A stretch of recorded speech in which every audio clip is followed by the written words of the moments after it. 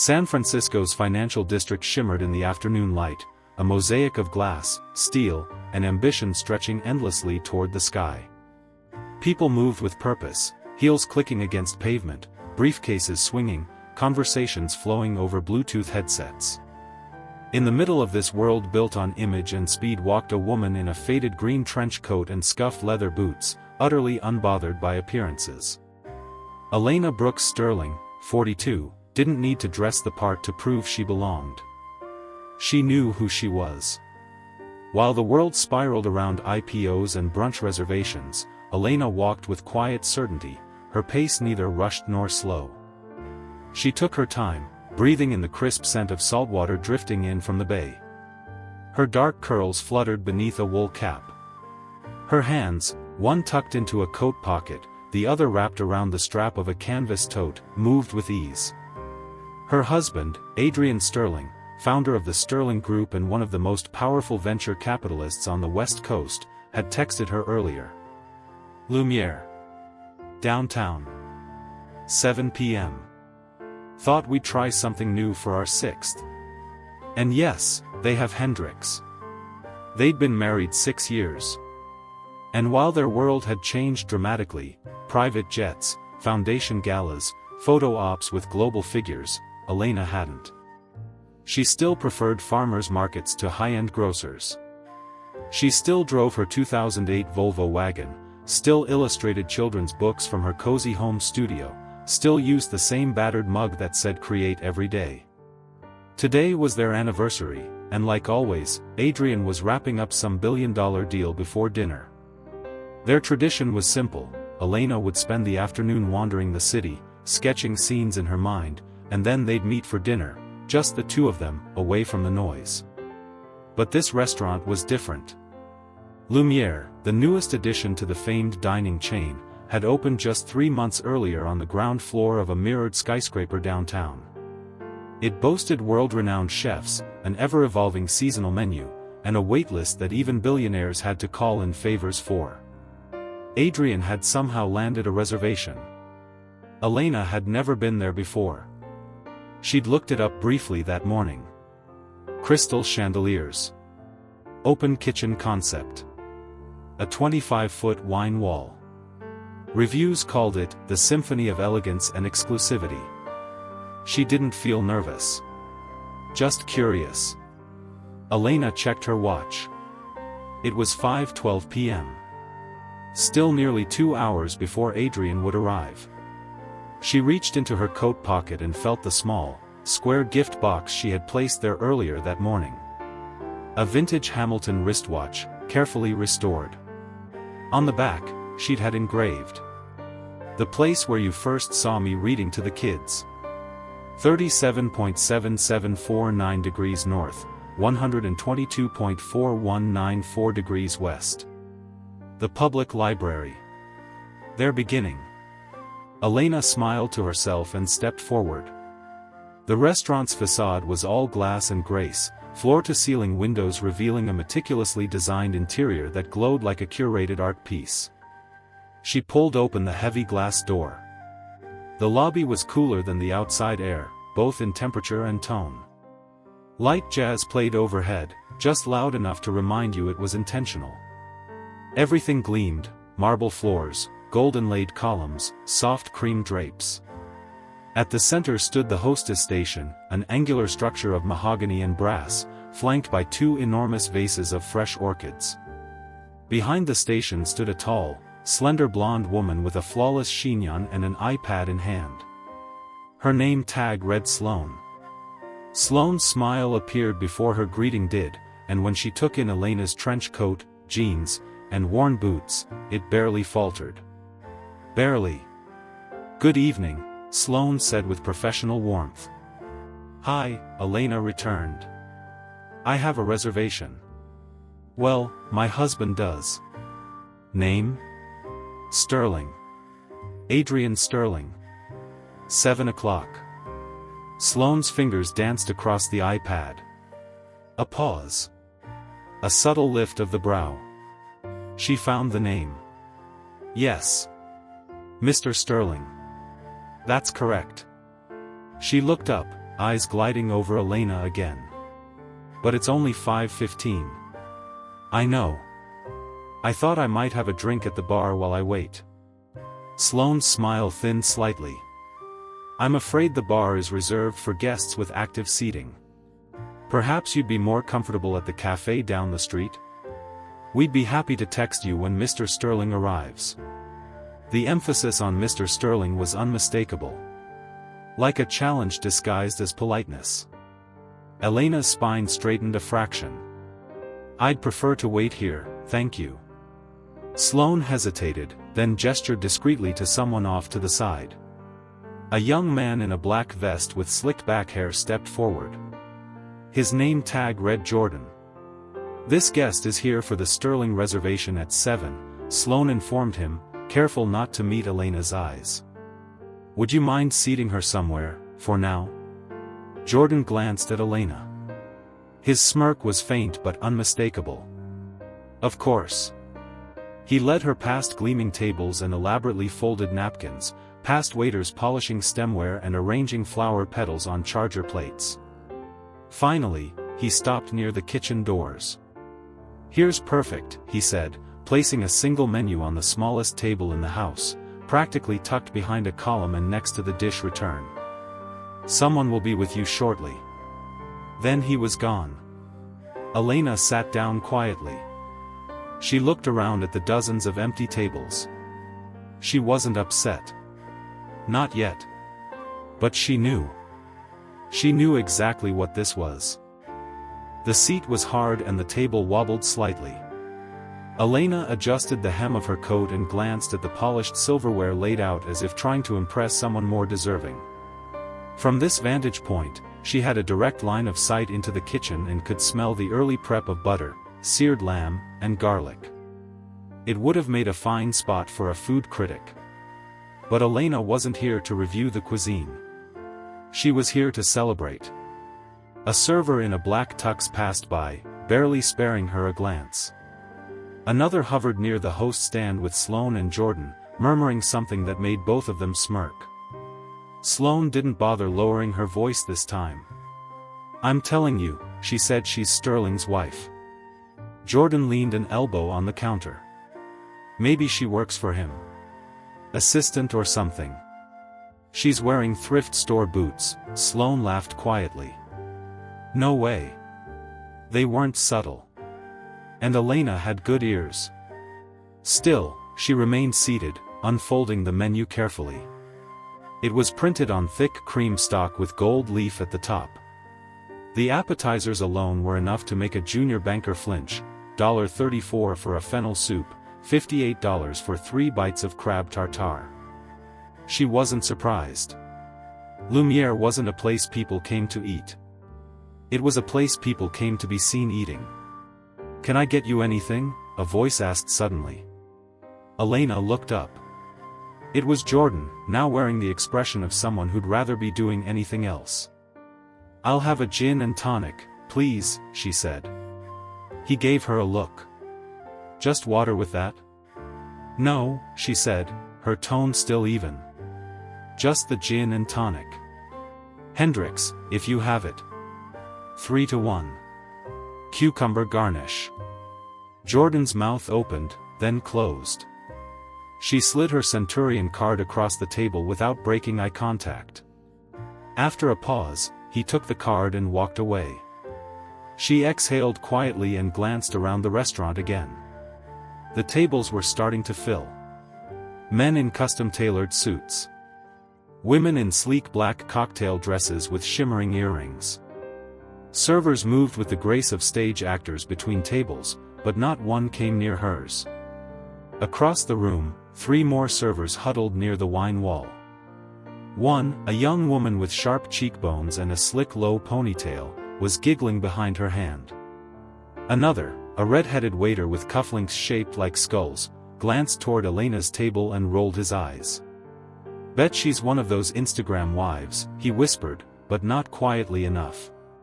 Probably met him at a fundraiser and faked her way into a ring, the girl said. Elena caught every word. And still, she didn't rise. She didn't confront. She didn't even shift in her seat. She sipped her water and waited. The gin and tonic finally arrived 20 minutes later, lukewarm, with a wedge of lime, not cucumber. Jordan placed it on the table like a dare. "Compliments of the bar," he said with a smirk. Elena took a sip. Over-tonicked. And watery. She held back a sigh and set the drink down. The condensation formed a perfect ring on the tablecloth, a small, wet halo. "Could I see the menu again?" she asked politely. "The kitchen doesn't open until 6, Jordan said flatly. "And we're fully booked." "I understand." He lingered for a moment longer than necessary, then walked away without another word. From the service station, the whispers continued. Marissa, the ponytail server, approached Elena's table with a syrupy smile. "Is everything to your liking, ma'am?" she asked in a voice that carried. "Yes, thank you," Elena replied. Marissa nodded, glanced down at Elena's coat, then leaned in. "We do offer a coat check service, if you'd like to freshen up before your guest arrives." "I'm quite comfortable," Elena said, her smile tight. Marissa retreated, but not before exchanging a look with the redhead. They both laughed. At 5:55 p.m., a new wave of guests entered. The lobby filled with Chanel, Tom Ford, and polite laughter. A pair of older gentlemen in silk scarves took a table near the center window. A woman in a navy sheath dress adjusted her diamond earrings while ordering a cocktail. Elena's table, meanwhile, remained her quiet island, unnoticed by everyone except the staff who seemed to enjoy circling it like vultures in tuxedos. She checked her watch. 6:01. Another hour. She pulled out her phone and scrolled through old photos, her and Adrian laughing in the library garden, standing in front of a food truck in Sausalito, making faces while painting a guest bedroom together in their first home. In every picture, she wore something comfortable. In every photo, Adrian looked at her like she was the only person in the room. A text popped up. "Adrian, wrapping up. On my way soon. Can't wait to see you.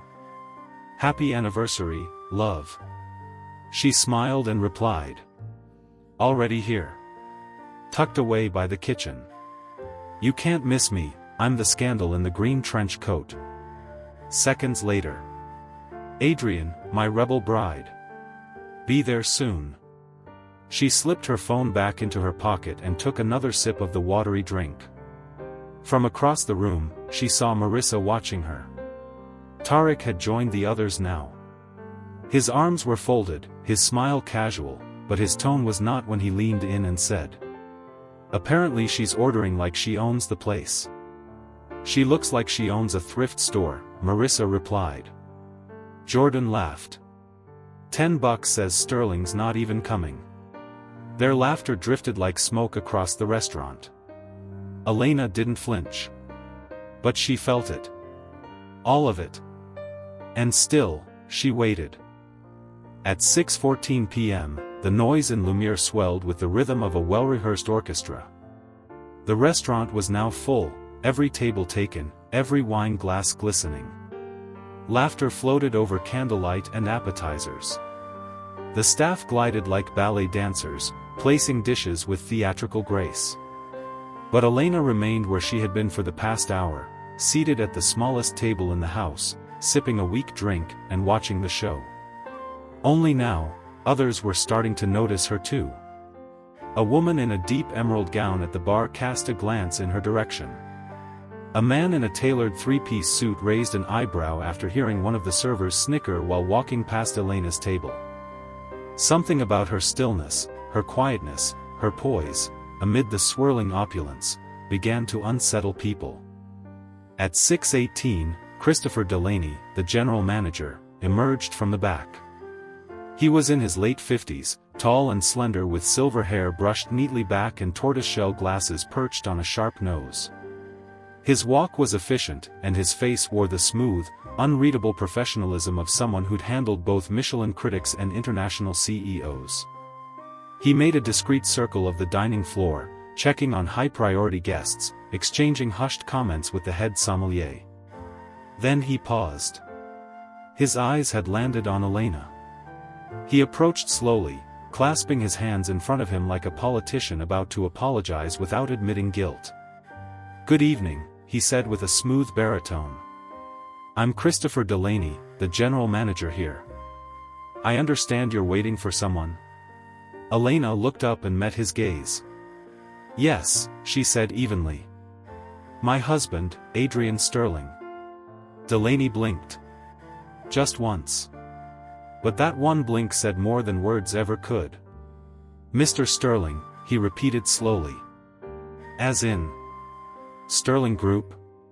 "That's right." "I see," he said. His tone was polite, but she saw it, the subtle calculations happening behind his eyes. "And you have a reservation for 7? "Yes." He hesitated. "We've had instances in the past, you understand. People using names. Reservations misunderstood." Elena didn't flinch. "There's no misunderstanding." He nodded, carefully. "May I ask if you have any verification? Perhaps a confirmation email?" Before Elena could reach for her phone, a voice from a nearby table interrupted. "Elena?" A woman stood, elegant, commanding, and familiar. She wore a navy dress with sheer sleeves, a single strand of pearls, and the bearing of someone used to commanding rooms full of people twice her size. Elena's expression softened. "Mrs. Langford," she said, rising. The woman stepped forward, and immediately the energy in the room shifted again. It was subtle but undeniable. Staff straightened, diners glanced up, and a hush fell across the 3 tables nearest them. Margaret Langford, former chairwoman of the Children's Literacy Alliance, had a reputation that preceded her. She was one of the most respected philanthropists in the city, a woman who could raise $1 million with a phone call and end a career with a whisper. "Do you know who this is?" she said, turning to Christopher. Delaney looked uneasy. I believe so. "This is Elena Brooks Sterling," Margaret said clearly. She and her husband funded the entire new wing at the city library. Her illustrations are in every reading room. She's one of the most quietly generous people in San Francisco. Christopher nodded quickly. "I wasn't aware." "Then perhaps," Margaret said, her voice silk-wrapped steel, "you should be." She turned to Elena and placed a warm hand on her shoulder. "Lovely to see you, dear.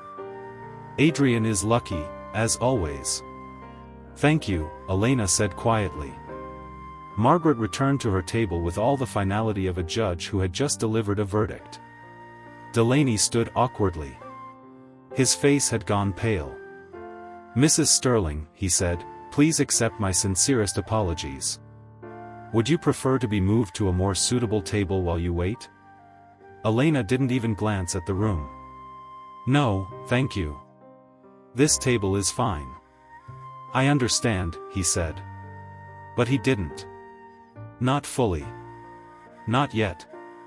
He walked away, his movements stiffer now, eyes flicking toward the service station where Jordan, Marissa, and Tarek had stopped pretending not to notice.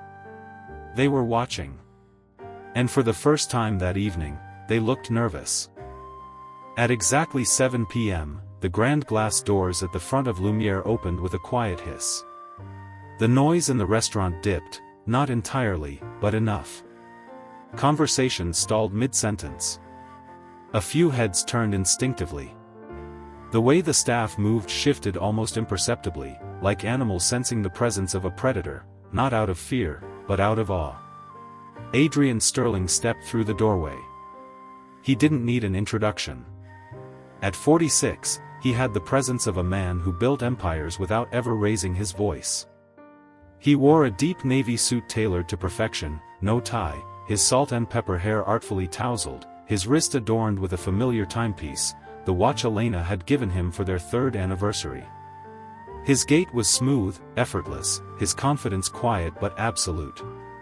The maitre d' on duty barely had time to clear his throat before Vanessa, the receptionist, nearly stumbled from her post, snapping into corporate survival mode. "Mr. Sterling," she said, plastering on a dazzling smile. "Good evening, sir. Welcome to Lumiere." Adrian nodded politely. "Thank you. My wife should already be here." Vanessa's face froze. "Why your wife?" He nodded again, his tone calm. "Yes. She texted that she arrived early." Vanessa's eyes scanned the restaurant in panic until they landed on the small table near the kitchen. "Oh," she said, her voice suddenly hoarse. "Yes. Of course. This way, Mr. Sterling."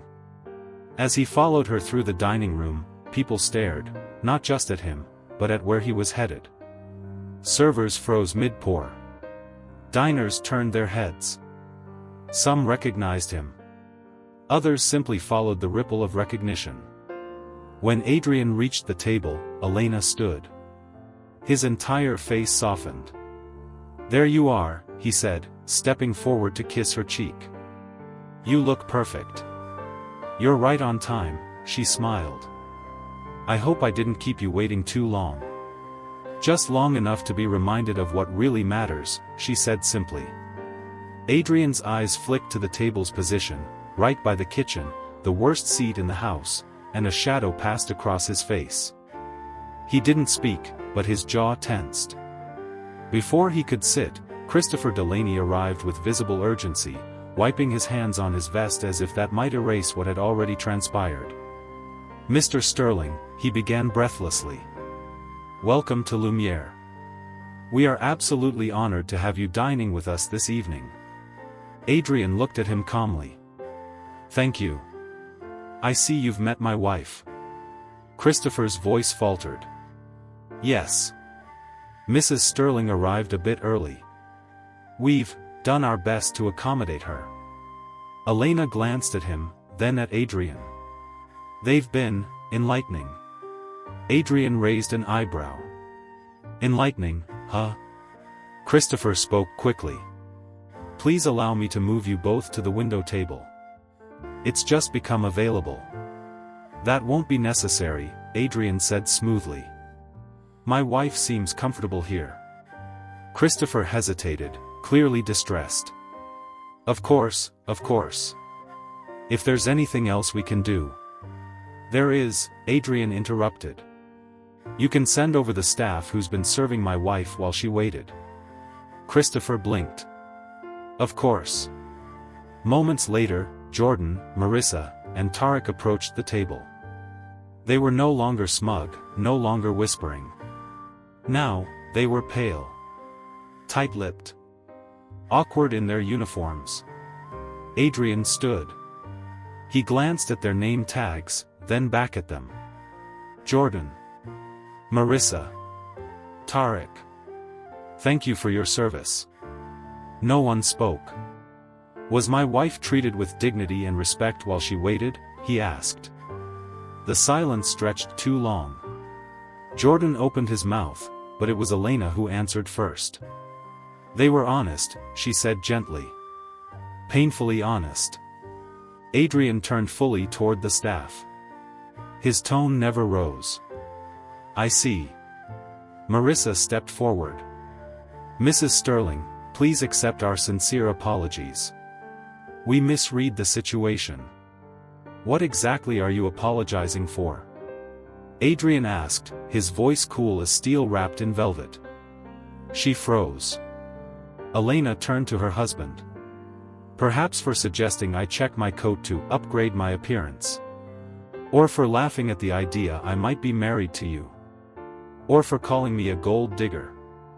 Tarek looked like he wished he could vanish into the floor. "Sir," he began, "we never meant." "But you did," Adrian said. "You meant every look, every smirk, every glass served late, every whisper loud enough for her to hear. And now you're standing here because someone told you who she is." He pulled his phone from his pocket, tapped a few times, and turned the screen toward Christopher. On it, a signed confirmation of acquisition. Sterling Group now held 60% controlling interest in Lumiere Group. I was going to announce this next week, Adrian said. But tonight seemed fitting. The silence that followed was absolute. Every member of the staff stood frozen. And suddenly, everyone understood. The woman they laughed at owned them. The silence stretched, long and uncomfortable. The kind that makes people squirm in their seats and search for something to fix, something to say. But there was no fixing this moment. Jordan, Marissa, and Tarek stood frozen. Their confident smirks and sideways glances had evaporated, leaving only flushed cheeks and twitching hands. Adrian put away his phone and looked to Elena, who was now seated again, calm as a mountain. "We came here to celebrate," he said, his voice now warm again, directed only at her. "What would you like to do? Stay or go?" The question hung in the air like a lit match. She could have walked out. Demanded their jobs. Demanded press releases. Public apologies. Social media posts and HR disciplinary records. Instead, Elena looked at each of the 3 staff members. Slowly. Steadily. And then she smiled. "We'll stay," she said. "Let's see what they're capable of, when they stop assuming things about people based on their clothes." Adrian returned to his seat. Across the restaurant, conversations had stalled again. People were no longer discussing market trends or wine pairings. They were watching this quiet reckoning unfold. From that moment forward, everything changed. Christopher Delaney personally oversaw every detail of their service. Every dish arrived piping hot, presented with hushed reverence. A new bottle of wine, Elena's favorite, appeared without her having to ask. The napkins were refolded every time she stepped away. Even the tablecloth was subtly swapped out at one point. And still, they stayed at the same table by the kitchen. The point wasn't comfort. The point was memory. Word spread through Lumiere with alarming speed. Servers whispered in corners. Diners leaned into companions. "That's her. That's Elena Sterling. The wife." She was sitting there the whole time. One young couple, dressed in sleek modern couture, approached the table sheepishly and offered a quiet, happy anniversary. Elena thanked them, as gracious as ever. "You could have stopped this the moment you walked in," she said to Adrian as he sliced into his entree. He nodded. "But I had a feeling you didn't want me to." "I wanted them to see me as I am," she replied. "Before they saw who I'm with." Adrian looked at her with deep admiration. They saw both. As dessert arrived, lemon souffle with blueberry coulis, Christopher returned one final time. He cleared his throat, standing slightly hunched now, the way people do when they've had to digest their own pride. "Mr. and Mrs. Sterling," he said. "On behalf of the entire staff, I want to offer my sincerest apologies for the disrespect Mrs. Sterling endured this evening. It was unacceptable, and I take full responsibility." Elena met his eyes. "I appreciate that," she said. "But if you want to make things right, don't just apologize. Retrain your staff. Teach them how to see past appearance. Because not everyone who walks through your doors wears their worth." Christopher nodded, humbled. "Yes, ma'am. That's exactly what we'll do." "And Christopher," Adrian added gently, "consider moving that service station. No one deserves to be seated next to clattering dishes." "Yes, sir." When they finally stood to leave, the restaurant held its breath again. Jordan, Marissa, and Tarek were waiting by the door, joined by the rest of the floor staff, lined up like soldiers after defeat. Their expressions were no longer defensive. They were human. Ashamed.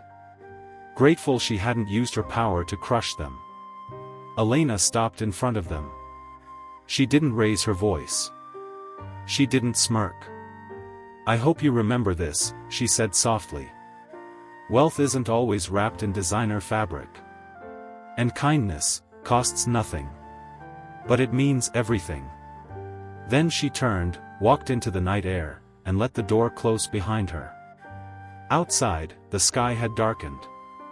San Francisco's skyline shimmered like a bowl of stars spilled onto a canvas of steel.